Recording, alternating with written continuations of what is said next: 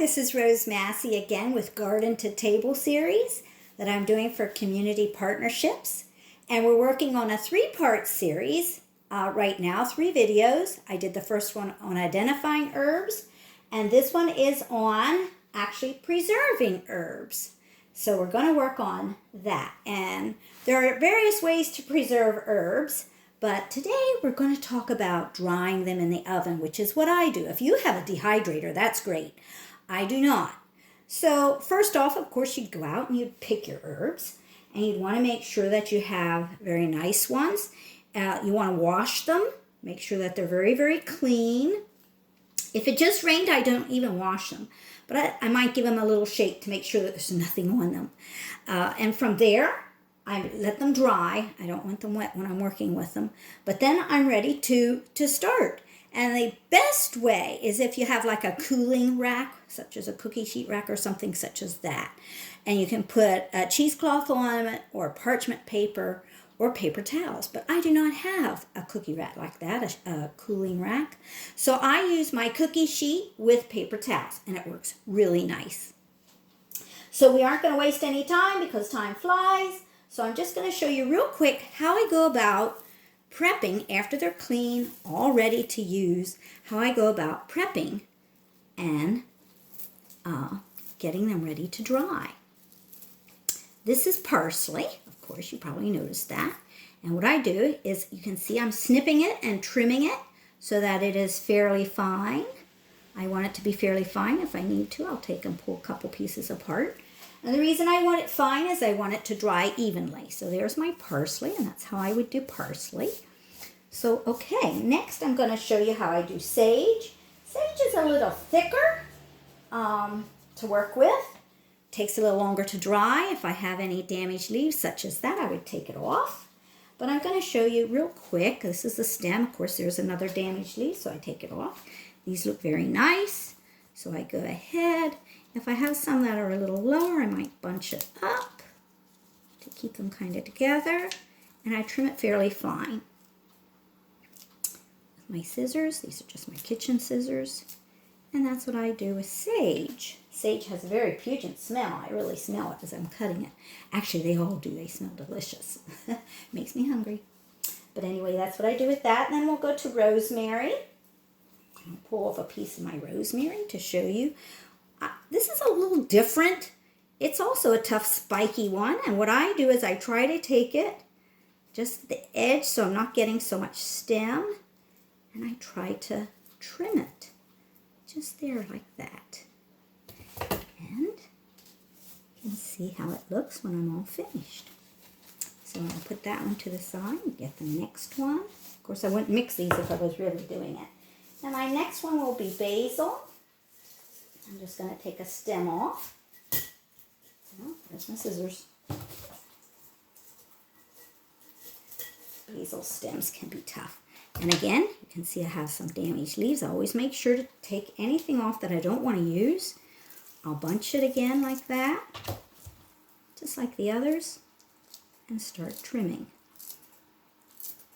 Just kind of similar when we're working with them. Mint. Some people like to use mint with peas. I tend to use it as a tea more than anything. It's great for the stomach. They say a cup of peppermint tea in the morning will brighten your day. And I do believe that. So I use that and do it somewhat similar. You can see how nice that looks. And then I'm going to go to chives. Pull a couple chives out. I usually take the tips off. And the reason being, sometimes they're a little pointed and a little dry. But let me just move this to the side a little bit so you can get a good view. I love to put chives on my potatoes. They just are a nice garnish. But dried in things, they really have a rich flavor. You don't lose much flavor from them by drying them. So that's kind of how they look when I do them. And the garlic chives I would do exactly the same way. Just the same way. So that's kind of how they look. So we'll go on to the next one, which will be my oregano. And oregano, I do somewhat different. If it's a very large leaf, in the spring, I might trim it. But otherwise, I feel like the leaves aren't that large. Now, there's a damaged leaf, so I would take that off. Some like that I'll pull. You might have a little stem. It's okay. It'll dry. And that's how that looks. And I'm going to show you its neighbor, which is I'm going to trim the bottom off this because it is wet. I don't like it wet. But it also strips. This is the Greek oregano, and it strips really, really nice. You can see how that strips. Real nice. So we'll go on to the next one, which will be my little thyme. This is just regular thyme. Sometimes I have lemon thyme in there. Lemon thyme makes really good tea. Okay, so if I have flowers on it, like there you can see I have a little bit of a flower, I take them off. I don't like them on. I want it to be uniform. Take that off. It's a little wet. And they strip really nice. You can see how nice they strip. And that's all I do with my thyme. So we'll go on to the next. I'm trying to keep moving along here, and that will be my dill. This is my dill weed, which is so beautiful. Sometimes I use it in flower arrangements, but I try to do that very fine. Same way, you can kind of see. I got a little bit extra. I like it very fine. Smells delicious. And if I'm doing dill seed, of course, that's super, super easy. You just take that off like that, and there you go. Ready to put in the freezer. I freeze mine a lot. You can dry it. I actually, if I have a lot that I did, will freeze some and keep some out fresh just to use right away. So that's kind of all I do when I'm all done. Of course, it wouldn't all be on the same tray, but I spread it out fairly even so that it dries fairly even. My oven temperature, again, like I said, about 100 degrees is optimal. I don't have that on mine. So I use 170 degrees. You do need air circulation. So if you're using an oven that doesn't go down to 100, even if it does, open it about every 10 minutes for about 15 seconds so that air circulates in there, 15 to 20 seconds, and it'll dry much faster. And a lot of times it's dry within 2 hours. And I turn it off, leave it in, and let it cool, and then I take it out. And when I take it out, it looks like this, hopefully. If it isn't quite dry, I put it back in. This is basil. You can hear how dry it is, real dry. And I already did some, so you can kind of see how nice it is. And I was just going to show you, I use a sieve about this size. And I can usually put almost the whole pan in at one time. And then I just take my hand in there. Shove it around, and you can see all that nice little fine basil coming out the bottom.